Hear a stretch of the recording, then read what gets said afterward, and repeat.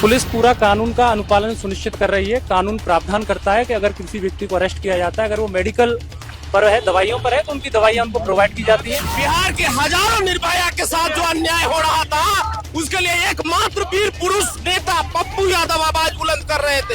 और अब तो हमें किसी पर भरोसा नहीं है। सम्राट चौधरी ये सरकार निकम्मी सरकार, अपने निकम्मापन छुपाने के लिए पप्पू यादव का आवाज दबाने के लिए गिरफ्तार किया गया। सीएमसीएच के पोस्टमार्टम रिपोर्ट पर उनको भरोसा नहीं है, उनके अपने सरकारी व्यवस्था पे भरोसा नहीं है। तो पहले अपने सबूत दिखाया कि लड़की के साथ बलात्कार हुआ है कि नहीं।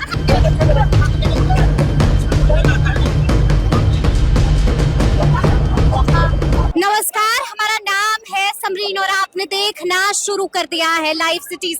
देखिए, सीधी तस्वीरें हम आपको पप्पू यादव के आवास की दिखा रहे हैं और तस्वीरों में आप देख पा रहे होंगे कि पुलिस की गाड़ी पर तमाम पप्पू यादव के समर्थक चढ़ चुके हैं और किस तरह से यहाँ पर हंगामा हो रहा है वो भी हम आपको दिखा रहे हैं।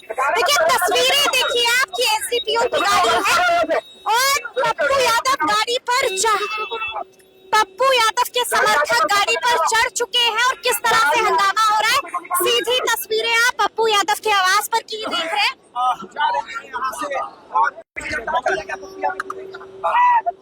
माननीय न्यायालय का आदेश था 1995 का एक केस था, जो भारतीय दंड संहिता जो पूर्व में आईपीसी कहलाती थी, अभी जो बीएनएस लागू है उसके स्थान पर, जिसमें 468, 120 भी 504 जैसी धाराएं लगी हुई थी, जिसमें माननीय सांसद महोदय को उपस्थित होना था, लेकिन ये उपस्थित नहीं हुए। पूर्व में भी इसमें अवेलेबल वारंट नॉट अवेलेबल नहीं हुए। पूर्व में भी इसमें available warrant not available warrant और स्टार निकल चुका था, पूर्व की थी। उसी के आलोक में माननीय न्यायालय के आदेश की अनुपालना के लिए गिरफ्तारी सुनिश्चित की गई है।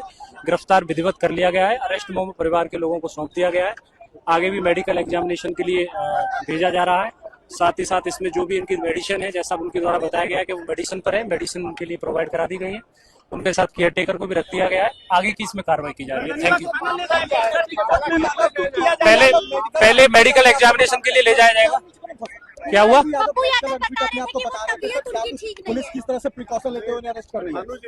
पुलिस पूरा कानून का अनुपालन सुनिश्चित कर रही है। कानून प्रावधान करता है कि अगर किसी व्यक्ति को अरेस्ट किया जाता है, अगर वो मेडिकल पर है, दवाइयों पर है, तो उनकी दवाइयां उनको प्रोवाइड की जाती है और उनके द्वारा जो उनका केयर टेकर है, उन्होंने जो दवाइयां दी हैं उनको ले लिया गया है। इनको हॉस्पिटल में ले जाया जाएगा।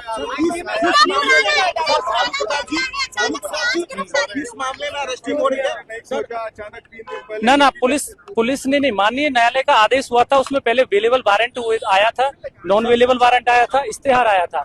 ये एज ए आपके सिटीजन के तौर पर आपकी जिम्मेदारी है कि आपको पता होना चाहिए कि जो प्रोसेस चल रहा है, 95 का केस है तो माननीय न्यायालय में ट्रायल के अंतर्गत चल रहा है, तो उसकी अपने वकील के माध्यम से या स्वयं अपने माध्यम से उसकी जानकारी होगी। पुलिस क्यों नहीं उस समय तो पहले अवेलेबल वारंट पर अरेस्टिंग नहीं होती है। उसमें अवेलेबल वारंट पर अरेस्टिंग नहीं होती। किस मामले में अरेस्टिंग सेक्शन क्या था?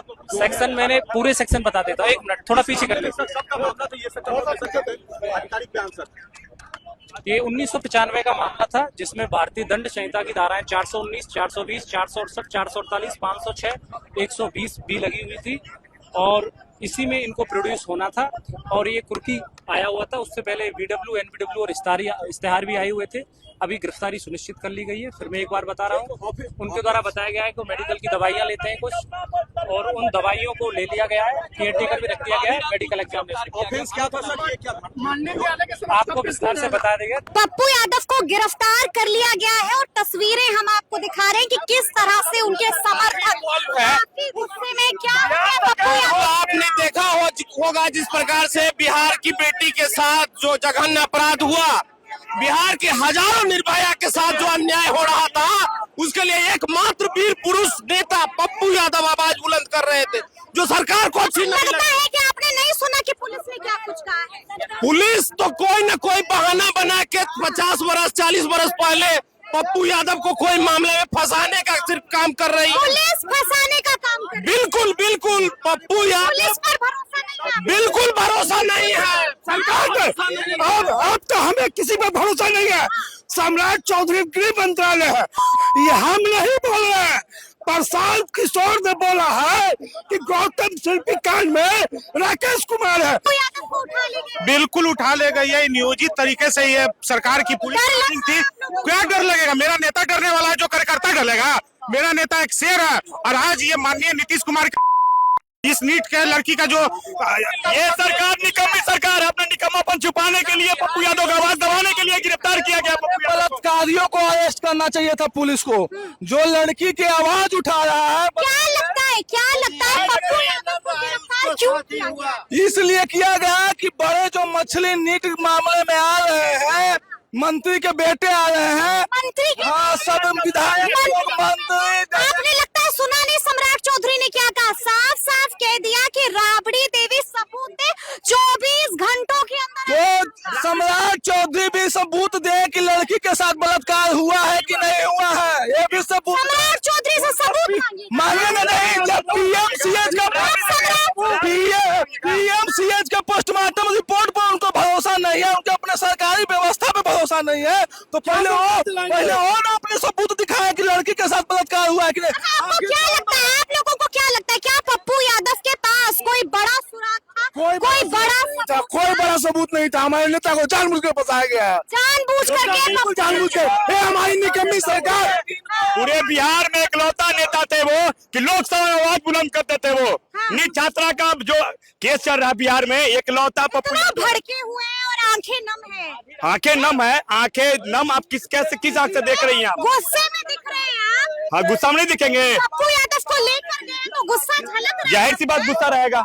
हमारे नेता निर्दोष थे, जिसको गिरफ्तार करना होगा। आपकी भी बहन है घर में, मेरी भी बहन है, किसी के साथ भी हो सकता है वो घटना। पहले पप्पू यादव कह रहे थे कि उनकी तबीयत भी नहीं थी। आज तो कम हुआ है मैडम, कल रोडों पर निकलो घर मकानों से, और जंग लड़ो पैमानों से।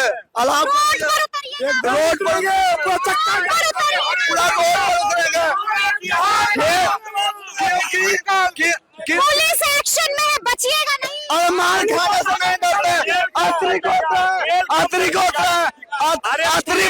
जेल कम पड़ जाएगा, बेउड जेल कम पड़ जाएगा। यानी कि सबको पूरे कल बिहार की पूरे एक पप्पू यादव का एक एक कार्यकर्ता, एक एक समर्थक, हर एक गरीब दुबले की आवाज का हर एक कार्यकर्ता बिहार फिर में पुलिस उतरे। नहीं छोड़ी। अरे पुलिस कब वो छोड़ी है? लाठी डंडा चलेगा। चला तैयार है हम लोग, लाठी डंडे से कब डर है?